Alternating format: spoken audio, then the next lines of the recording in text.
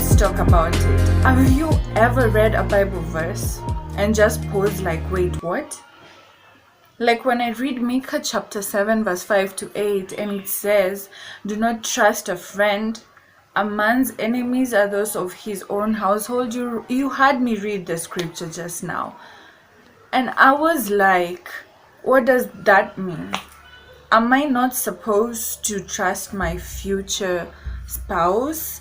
Am I not supposed to speak freely with people close to me? That verse felt heavy. But then I realized something. Maybe the problem isn't the verse, maybe it's how we read it. So the Bible isn't meant to scare us, it's meant to guide us. So instead of reacting to a verse, sit with it, study it, pray with it, and fall in love with scripture deeply. So there are other verses I want to share also, like Jeremiah 17:5.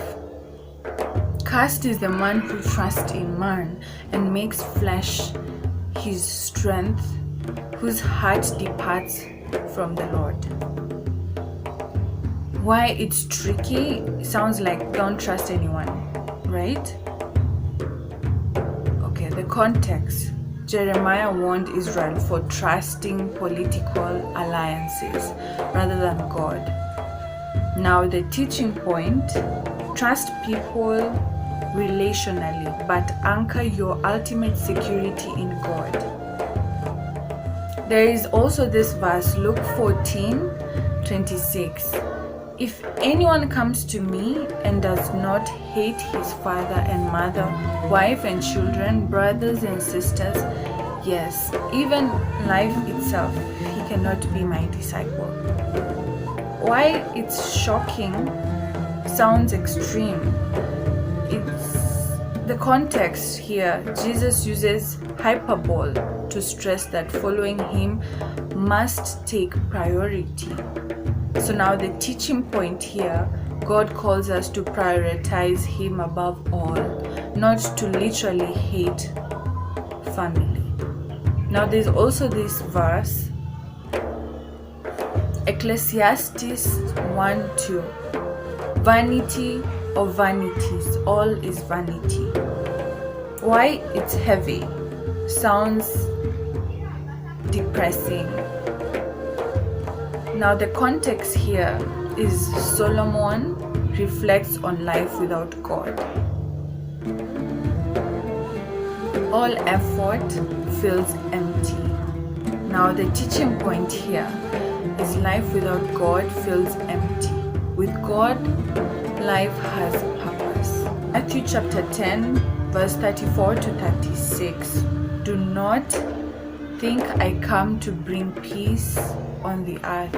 I did not come to bring peace, but a sword.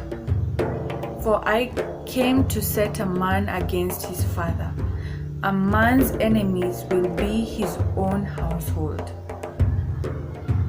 Why it's controversial? Sounds violent.